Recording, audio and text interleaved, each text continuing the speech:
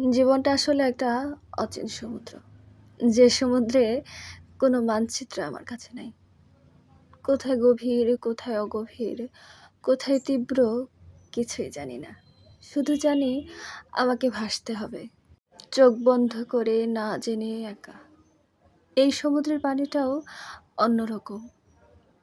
সেখানে লোনা পানি না, সেখানে জমে আছে আমার না বলা কথা। না পাওয়া ভালোবাসা আর বুকের ভেতরে জমে থাকা হাজারটা দীর্ঘশ্বাস। আর এই সমুদ্রের ঢেউগুলো একটাও সুখের না, প্রতিটা ঢেউ দুঃখের।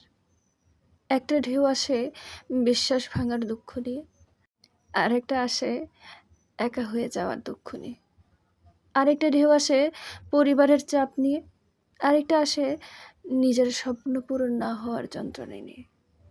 আমি প্রতিটা ঢেউ শুনি, ভাবি এই ঢেউটাই হয়তো শেষ ঢেউ। তারপর হয়তো শান্ত সমুদ্র আসবে, কিন্তু না, শান্ত সমুদ্র আর আসে না।